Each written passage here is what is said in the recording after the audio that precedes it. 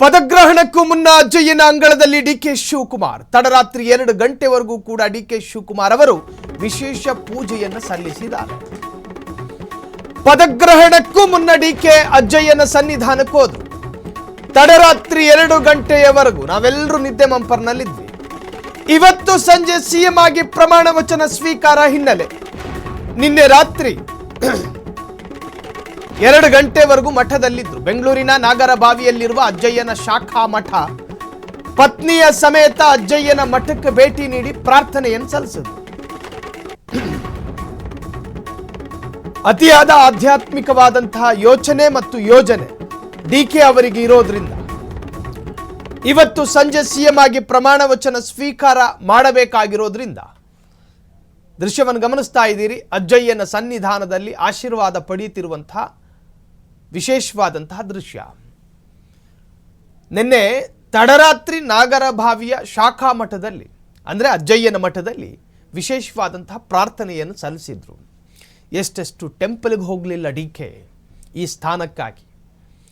ಭಾರತ ಮಾತ್ರವಲ್ಲದೆ ಭಾರತದಿಂದಾಚೆಗೂ ಇರ್ತಕ್ಕಂಥ ಹೆಸರಾಂತ ಟೆಂಪಲ್ಗೆ ಹೋಗಿ ಬಂದರು.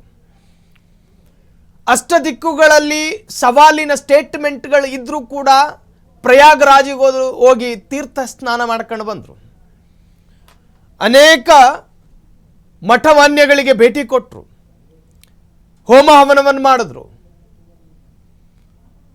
ಅತ್ಯಂತ ವೇಗದ ಕುದುರೆಯ ಥರ ಟೆಂಪಲ್ ರನ್ ಮಾಡಿದ್ರು. ಸಬರ್ ಕಾ ಫಲ್ ಮೀಠಾ ಹೋತಾ ಹೈ ಅಂದಂಗೆ ಅತಿಯಾದ ತಾಳ್ಮೆಯಿಂದ ಈಗ ಅತ್ಯುತ್ತಮವಾದಂತಹ ಫಲ ಸಿಕ್ಕದಂಗಾಯಿತು.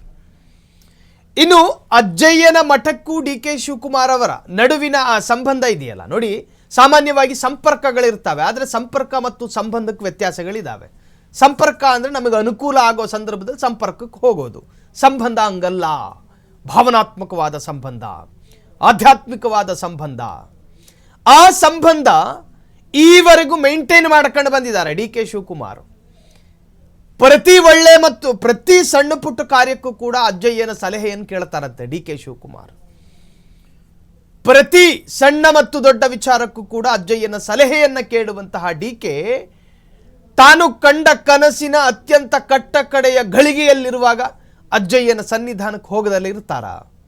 ತಡರಾತ್ರಿ 2 ಗಂಟೆವರೆಗೂ ಕೂಡ ವಿಶೇಷ ಪೂಜೆಯನ್ನು ಸಲ್ಲಿಸಿದ್ದಾರೆ. ಅಜ್ಜಯ್ಯನ ಆಶೀರ್ವಾದವನ್ನು ಪಡೆದಿದ್ದಾರೆ. ಸಿಕ್ಕ ಸ್ಥಾನಕ್ಕೆ ಕೃತಜ್ಞತೆಯನ್ನು ಸಲ್ಲಿಸಿದ್ದಾರೆ. ತಾನು ಪಟ್ಟ ಶ್ರಮಕ್ಕೆ ಪ್ರತಿಫಲ ಕೊಟ್ಟಂತಹ ಅಜ್ಜಯ್ಯ, ಆ ಅಜ್ಜಯ್ಯನ ಶಾಖಾ ಮಠಕ್ಕೆ ಕೃತಜ್ಞತೆ ತಲೆಬಾಗಿ ನಮಿಸಿ ಅದಕ್ಕೊಂದು ಅಭಿನಂದನೆ, ಅದಕ್ಕೊಂದು ಧನ್ಯವಾದವನ್ನು ತಿಳಿಸಿದ್ದಾರೆ. ಇವತ್ತು ಅವರ ಅಧಿಕೃತವಾದ ಪದಗ್ರಹಣ, ಸಿಎಂ ಅನ್ನುವಂಥ ಅತಿ ದೊಡ್ಡ ಜವಾಬ್ದಾರಿಯನ್ನು ಕೈಗೆತ್ತಿಕೊಳ್ಳಲಿದ್ದಾರೆ.